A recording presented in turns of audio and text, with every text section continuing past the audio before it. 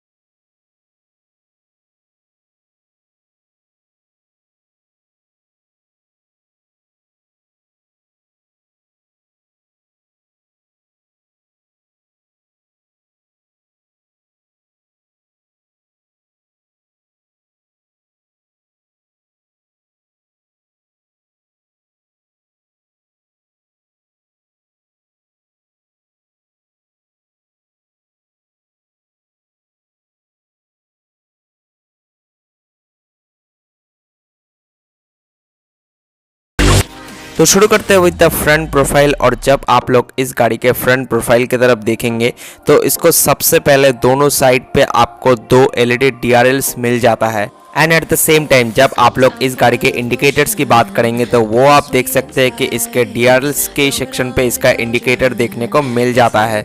So moving on to the next aspect. और जब आप इसके हेडलैम्प्स की तरफ आएंगे तो इसे यहाँ पे ट्रिपल हेडलैम्प मिलता है, जो बेसिकली LED हेडलैम्प दिया हुआ है इसको।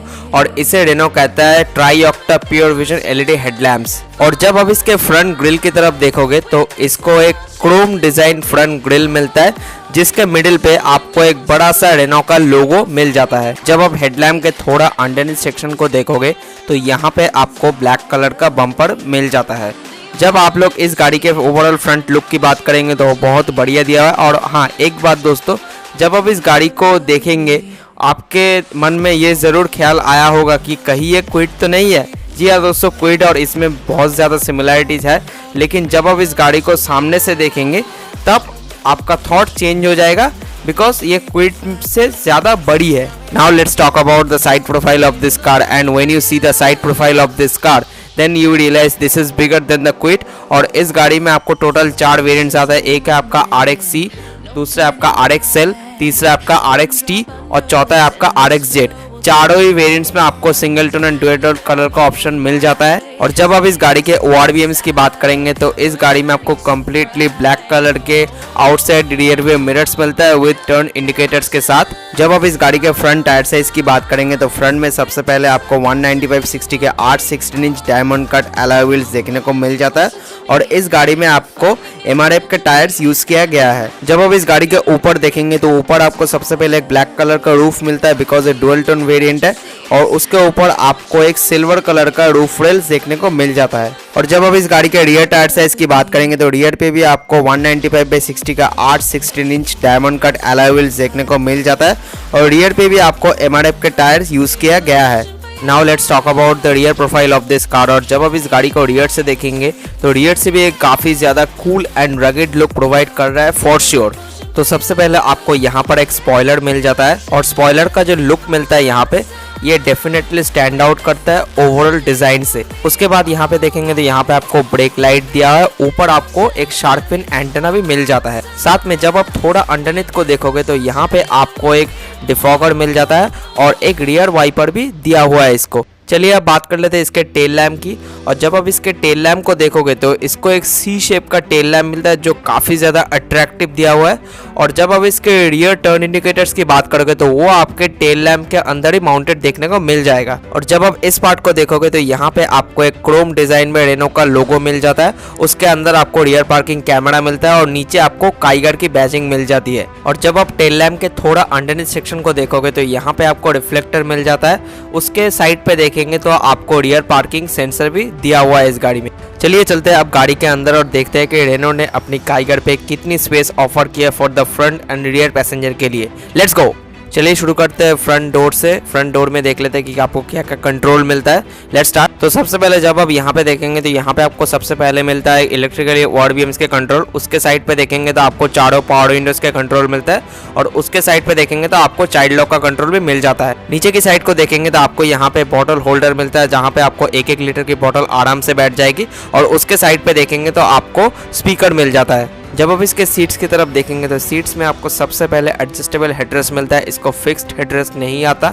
और अपहोल्स्ट्री की बात करेंगे तो इस गाड़ी में आपको फैब्रिक अपहोल्स्ट्री यूज किया गया है सीट्स पे। और जब आप थोड़ा नीचे देखेंगे सीट्स के तो यहाँ पे आपको इसका एडजस्टमेंट मिलता है। ये 8 वे एडजस्टेबल सीट्स है बट ये इलेक्ट्रिकली एडजस्टेबल नहीं है, इसमें आपको मैनुअली एडजस्ट करना पड़ेगा।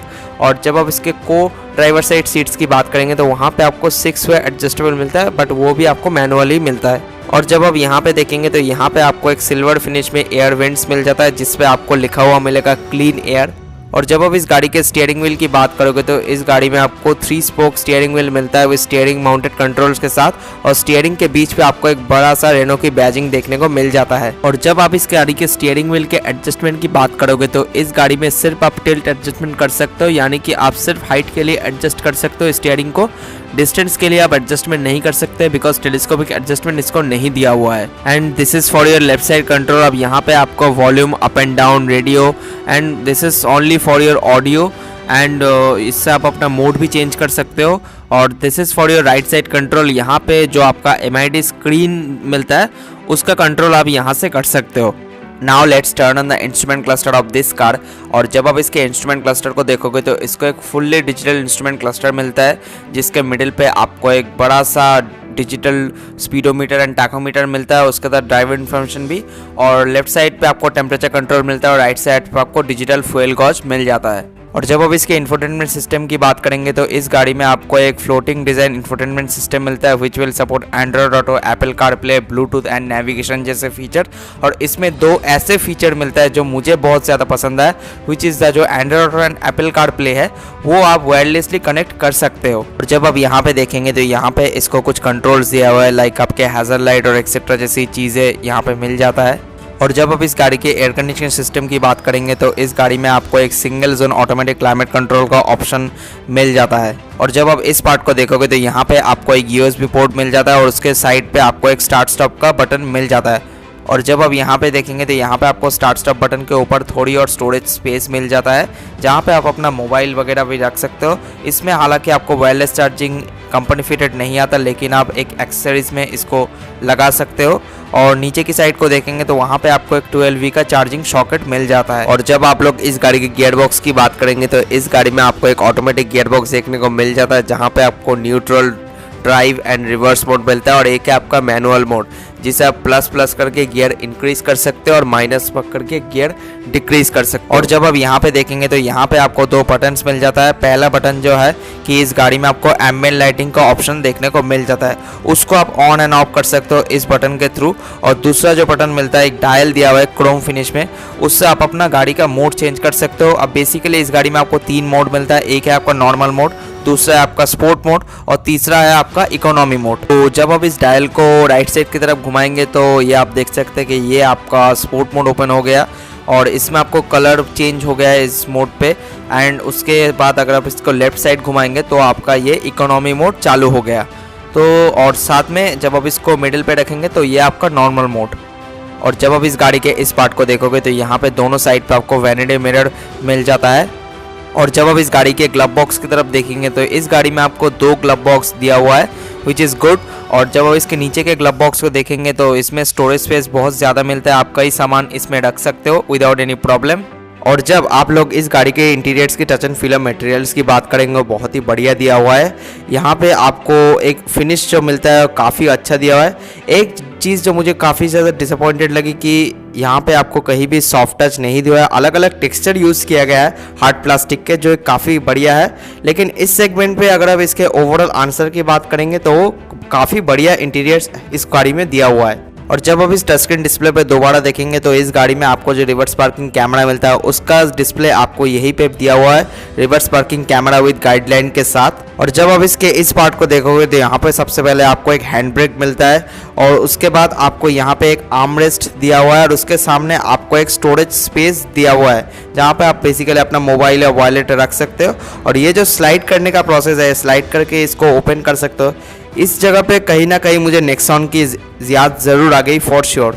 और जब अब यहाँ पे देखेंगे तो यहाँ पे आपको इस गाड़ी का IRBM मिल जाता है। और दोस्तों ये नाइट विजन IRBM नहीं है, ये नॉर्मल बेसिक IRBM दिया हुआ है इसको। और जब आप इस गाड़ी के डायमेंशंस की बात करेंगे तो इस गाड़ी में आपको 3991 mm का लेंथ मिलता है, आपको 1750 mm का ओवरऑल वेट मिलता है, आपको 1605 mm का आपको हाइट मिलता है और आपको 2500 mm का व्हील बेस मिलता है and at the same time आपको 205 mm का ग्राउंड क्लियरेंस मिल जाता है। चलिए देख लेते हैं कि रेनॉल्ट ने अपनी काइगर पे रियर पैसेंजर के लिए कितनी स्पेस ऑफर किया है। और जब अब इसके डोर एलिमेंट्स की बात करेंगे तो सबसे पहले यहाँ पे आपको ब्लैक कलर का एक इनसाइड डोर हैंडल मिल जाता है और उसके नीचे देखेंगे तो आपको एक पावर विंडो का कंट्रोल मिलता है और साथ में आपको कुछ स्टोरेज स्पेस मिल जाता है, लाइक आपके कॉइन्स वगैरह या कुछ छोटी चीज़ें रखने के लिए। और जब आप थोड़ा नीचे देखेंगे तो आपको यहाँ पे एक बॉटल होल्डर मिल जाता है जहाँ पे आपको 1-1 लीटर की बॉटल आराम से बैठ जाएगी और उसके लेफ्ट साइड पे आपको एक स्पीकर मिल जाता है। और जब अब इस गाड़ी के रियर सीट्स का अपहोल्स्ट्री की बात करोगे तो रियर सीट्स में आपको फैब्रिक अपहोल्स्ट्री यूज़ किया गया है। और जब अब इसके रियर सीट्स के एडजस्टमेंट की बात करोगे तो इस गाड़ी में आपको 2-way मैनुअली एडजस्टेबल मिलता है रियर सीट्स पे and at the same time आप नी रूम की बात करोगे तो नी रूम इज़ 222 mm। और जब अब यहाँ पे देखेंगे तो यहाँ पे आपको 2 AC वेंट्स मिल जाता है और उसके नीचे आपको एक चार्जिंग पोर्ट भी दिया हुआ है। और जब अब इसके ऊपर देखेंगे तो ऊपर आपको एक बेसिक सा कैबिन लैम्प दिया हुआ है। Now let's open the boot. और जब आप लोग इस गाड़ी के बूट स्पेस की बात करोगे तो इस गाड़ी में आपको 405 लीटर का बूट स्पेस मिलता है। उसके अलावा भी आप चाहे तो इसे इंक्रीज कर सकते हैं। इसके जो रियर सीट्स मिलता है ये 60-40 स्प्लिट होती है, उसे भी आप पूरा फ्लैट फोल्ड करके इस बूट स्पेस को और ज़्यादा इंक्रीज कर सकते हैं। और जब आप इसको उठाएंगे तो यहाँ पे आपको एक C8 का स्पेयर व्हील मिल जाता है और ये आप देख सकते हैं ये अलॉय व्हील्स नहीं है, 16 इंचेस स्टील व्हील है और व्हील कवर्स इसमें नहीं आते और लेकिन ठीक है। And now let's close the boot और चलिए चलते हैं आप इंजन स्पेसिफिकेशन की तरफ। Let's go guys. So guys that's it for now. मिलते हैं कल फिर से एक नई वीडियो के साथ। I hope to see you in my next video. And अगर आपको ये वीडियो पसंद आए तो इस वीडियो को लाइक कीजिए, शेयर कीजिए अपने दोस्तों में in WhatsApp, Facebook, Instagram and Twitter. Comment कीजिए और अगर आप इस चैनल पर फर्स्ट टाइम आए हैं देन इस चैनल को सब्सक्राइब कीजिए और बेल आइकन जरूर दबाइए हमारे सारे लेटेस्ट नोटिफिकेशन सबसे पहले पाने के लिए।